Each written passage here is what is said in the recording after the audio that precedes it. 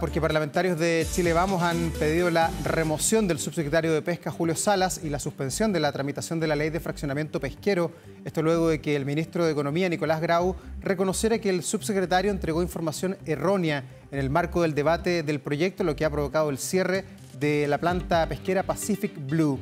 Queremos profundizar en este tema, también en otros de la contingencia política, y para eso tomamos contacto con el senador Rodrigo Galilea, presidente además de Renovación Nacional. ¿Cómo le va, senador? Buenos días. Buen día.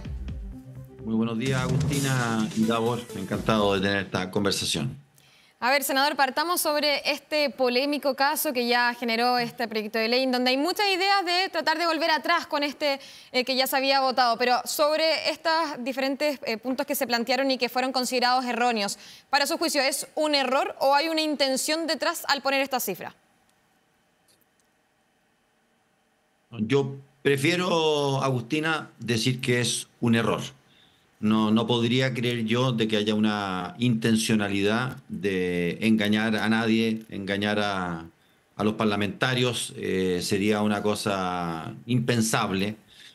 Además de que esto tiene patas muy cortas, no se demoró nada la opinión pública en darse cuenta de que aquí había una cifra relevante que estaba muy mal dada y que, de acuerdo a lo que dicen parte de los parlamentarios que estuvieron votando en la comisión mixta, tuvo mucha incidencia en finalmente cuál fue la votación final, los puntos de vista que se tomaron. Así que yo jamás voy a pensar de que el subsecretario quiso engañar, porque eso ya sería realmente una catástrofe desde el punto de vista de gestión público de la Subsecretaría y del Ministerio de Economía. Pero sí, tal como dijo el ministro de Economía, el ministro Grau, ese dato, esa cifra, constituye un error grave. Y si a eso sumamos de que hay parlamentarios que han dicho que en su votación ese número que tenía que ver con qué porcentaje de capturas de merluza común había tenido la industria en años anteriores, evidentemente que se tiene que corregir. Esto creo que se debe retrotraer la discusión legislativa para que la comisión mixta tome la decisión correcta en base, o la decisión que estimen oportuna, pero en base a la totalidad de los elementos bien entregados, con datos de captura, con datos de porcentaje, en fin. Sí. Sí, pero ¿cuánto de la discusión hay que retrotraer o rediscutir? Porque recién conversábamos con el diputado Aedo de la Democracia Cristiana y él decía que hay que rediscutir todo, las más de 20 especies que se han discutido. ¿Usted va por el lado de rediscutir solo lo que tiene que ver con la merluza o hacer la ley de nuevo y discutirla de cero otra vez? A ver, tengo entendido que el único error tiene que ver con las capturas de merluza común. Y por lo tanto lo que tiene que ver con esa pesquería es algo que se debiera retrotraer. Si es que el diputado Aedo u otros parlamentarios se dieran cuenta, o el propio Ministerio de Economía o la Subsecretaría se dieran cuenta de que hay otros elementos más que también estaban alterados, bueno, eso debe revisarse. Ahora, yo no participo en la comisión de pesca, ni participo en la mixta, pero hay un punto que a lo mejor hay que considerar, y en esto hay que dar una señal de prudencia, que es que dentro de las decisiones de los parlamentarios que están en este tema, de alguna manera vincularon porcentajes o fraccionamientos de la pesquería de la merluza con los fraccionamientos de otras pesquerías. Ahí el diputado Aedo tendría razón de que se tiene que reabrir una discusión más genérica. Pero eso es algo que lo van a tener que decidir, lo van a tener que responder todos los parlamentarios que están específicamente en esa comisión. No me atrevería yo a decir que hay que revisar todo, pero vuelvo a decir, si es que este antecedente del fraccionamiento de la pesquería de la merluza común se tuvo la vista para tomar decisiones de fraccionamiento del resto de las pesquerías, ahí sí lo que corresponde probablemente es hacer una revisión más genérica, pero ya a ese nivel prefiero que la opinión la den los propios parlamentarios involucrados en esa comisión de pesca. Senador, pero acá se ha querido mostrar, y también son palabras del propio ministro Grau, diciendo que es muy sencillo, que acá se vota nuevamente y que se revierte un poco lo que ya se había hecho, pero no es tan sencillo, considerando que se necesita unanimidad de toda la comisión. Y si ya nos vamos, por ejemplo, a palabras de diferentes parlamentarios, el mismo diputado Brito, que es parte del gobierno, ya decía que esto parecía ser un aprovechamiento de otros parlamentarios. Entonces, acá puede haber, como no puede haber también una vuelta atrás. Reabrir la comisión mixta, y bueno, esto es muy técnico legislativo, efectivamente reabrir la comisión mixta requiere de unanimidad. Y por lo tanto, cualquier parlamentario que esté involucrado en ella puede bloquear esa alternativa. Si es que eso ocurriera así, lo que la comisión mixta resolvió se debe votar en la Cámara y en el Senado, tal como ya está decidido, y con el error, y teniendo como base el error de información que hemos conocido. Votar en esas circunstancias me parece a mí muy complejo, porque lo más probable es que se termine rechazando simplemente porque la comisión mixta decidió en base a una cifra importante y que estaba profundamente equivocada. Senador, pero el ministro Grau ha querido de alguna manera bajar el perfil a este error, que sin duda es importante, considerando de que dentro del mismo oficialismo hay voces que están en contra a votar de nuevo. Y el llamado de él es a votar de nuevo como si fuese muy fácil. El ministro Grau señaló, y lo dijo con todas sus letras, de que la equivocación era grave y que él considera que debe reabrirse la mixta, corregir esa información y volver a votar. Tiene el problema, tal como dices tú, de que esto requiere unanimidad, y por lo tanto, desde el punto de vista de procedimiento, no es tan sencillo, o por lo menos hay que convencer a todos quienes se integraron en esa comisión mixta de que esto debe revisarse. Y creo que es lo lógico de hacer, porque de lo contrario, lo más probable es que se termine rechazando todo lo que acordó la comisión mixta. Senador, lo quiero llevar a otro tema, el caso Procultura. Renovación Nacional ha oficiado al Servicio Electoral, al CERVEL, para que se pronuncie sobre un eventual financiamiento irregular de la política, tal como aparecen los argumentos que había entregado el fiscal Cooper ante la justicia. ¿Qué esperan del CERVEL ustedes? ¿Qué esperan? ¿Tiene la facultad, por ejemplo, para poder investigar e indagar aquí? Recordemos, Davor, de que recién se abrió y pasó a ser público todo lo que ha sido la investigación del fiscal Cooper. Y nuevamente tenemos la convicción de que todo el caso Fundaciones, Procultura y varias fundaciones más son parte de un esquema de defraudación muy relevante, de muchísimos cientos y miles de millones de pesos de platas públicas, que eventualmente se utilizaron para financiar políticas, financiar equipos, financiar reclutamiento de personas, sueldos, a través de programas que en realidad no tenían mayor significación, tenían ninguna evaluación y cuyo impacto en la comunidad era realmente bajísimo. Y ahora que existen todos estos antecedentes y que el fiscal Cooper ya ha recopilado antecedentes durante 2 años, creemos que el CERVEL efectivamente debe volver a hacer una revisión de cómo se financiaron algunas campañas, y particularmente cómo llegaron dineros de determinadas personas. Y eso, teniendo a la vista esto, el CERVEL creo que debe volver a hacer una revisión. Y por eso es que parlamentarios de RN han pedido hacer esta gestión. Y también consideramos que dada la trascendencia y dado la cantidad de recursos públicos involucrados, el Consejo de Defensa del Estado también debiera tomar cartas en el asunto, junto con lo que naturalmente ya va a ocurrir, que es eventuales ampliaciones de querellas por parte de distintas personas que ya la habían hecho antes. Ahora probablemente van a querer que se amplíen este tipo de investigaciones y querellas, dados los antecedentes que se van conociendo. Esto, Agustina y Davor, es muy importante que se resuelva. Todos somos conscientes de lo que significó el escándalo del financiamiento ilegal de la política años atrás, que venía de platas privadas a la política. Esto podríamos decir que es un esquema de financiamiento ilegal de la política 2.0, en que gente vinculada al poder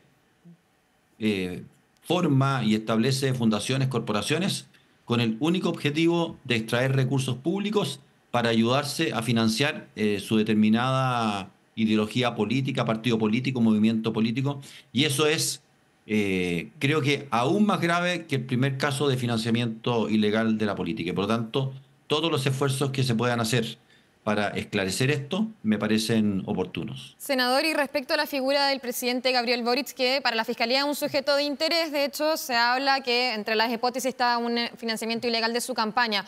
Él decidió viajar de todas formas a su viaje a China, a Japón, viajes, giras presidenciales que obviamente están organizadas con muchísimo tiempo, pero que, por ejemplo, ayer el diputado Araya del Partido Republicano acá en Estado Nacional hablaba de que el presidente se estaba escapando del país. ¿Usted comparte con él? No, yo acabo de leer las declaraciones del presidente Boric en Japón, en que volvió a reiterar de que él no va a acusar a la Fiscalía de persecución política.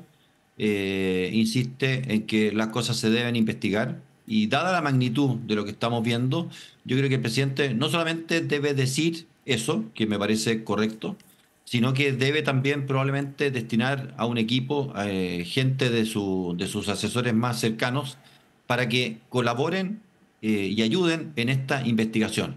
Aquí están en juego de nuevo la fe pública respecto de la política, respecto de quienes actúan en política, y por lo tanto todos los esfuerzos que pueda hacer el presidente en esto y son bienvenidos.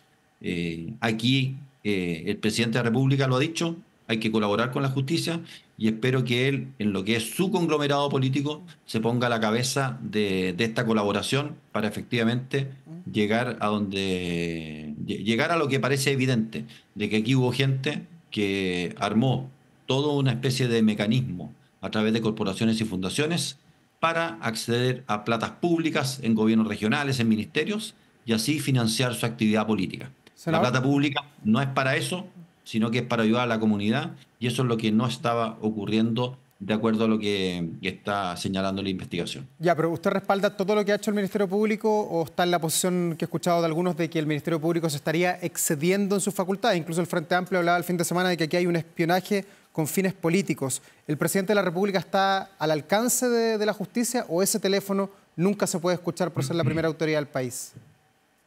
Miren, el Frente Amplio hizo una declaración que era bastante predecible. Cuando lo están investigando a ellos, bueno, ahí se trata de persecución política. Cuando se trata de Hermosilla, ahí es una correcta investigación judicial. En esto no se puede tener doble estándar. Y por lo tanto, a mí me parece que el presidente de la República viene a enmendarle la plana, le corrigió la declaración, por así decirlo, al Frente Amplio, diciendo que no, que la investigación del fiscal Cooper es una investigación que corresponde, que no es una persecución política. Recordemos que las escuchas telefónicas no las decide Cooper, las decide un juez. El fiscal debe pedir autorización, y es un tribunal el que dice se puede escuchar el teléfono de tales y tales personas en todas las conversaciones que tengan que ver con una determinada investigación. Y por lo tanto, vuelvo a decir, el Frente Amplio creo que se equivoca nuevamente en esto. El presidente de la República los corrige, y me parece que los corrige bien, pero debe ser, dada la magnitud de esta investigación, el propio presidente de la República quien asegure y ojalá colabore a través de algún equipo especial en todo lo que tenga que ver esta investigación, para que sepamos cuanto antes quiénes y hasta dónde llegan las responsabilidades en estos escándalos de financiamiento ilegal de la política con platas públicas, que lo hace doblemente grave. Senador, lo lleva a otro tema, las reglas del uso de la fuerza, que nuevamente vuelven a complicarse dentro del Congreso, y acá podríamos decir que el gran nudo tiene que ver con la proporcionalidad. A su juicio, ¿proporcionalidad o racionalidad? ¿Qué deberá primar? Bueno, el Senado tomó una decisión en este sentido, y la Cámara aparentemente tiene una visión distinta.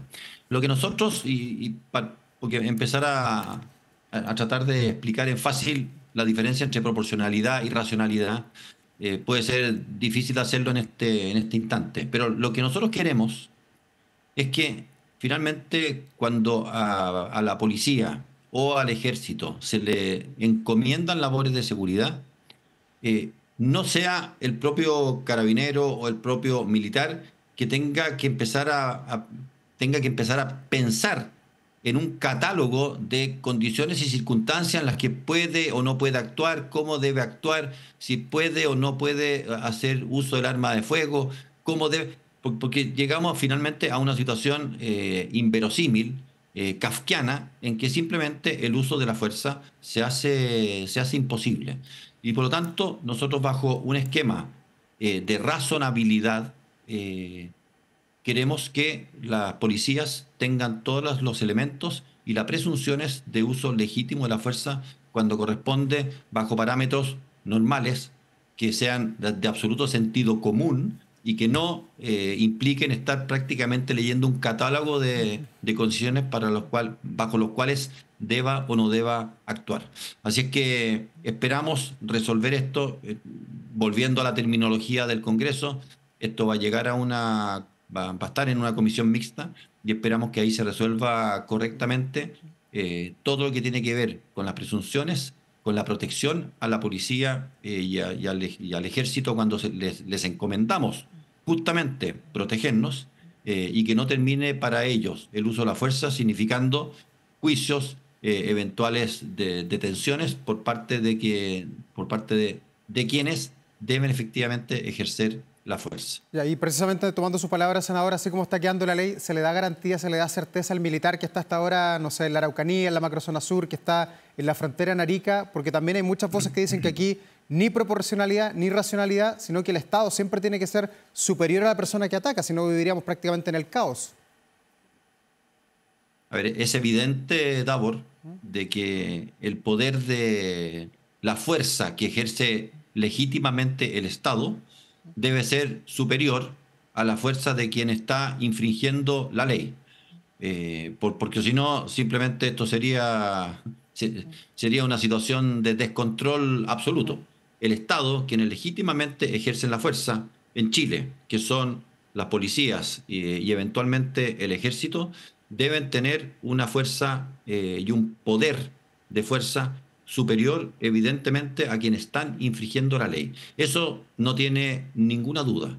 Y por lo tanto, esto se trata simplemente de que ellos puedan hacer uso de esta fuerza, de que estén amparados en la ley, y que por lo tanto Chile cuente con policías y con ejército equipado, capaz de ejercer esa fuerza bajo los parámetros que universalmente conocimos dentro de respeto de los derechos humanos. Pero de que tiene que tener la posibilidad de usar la fuerza, es obvio.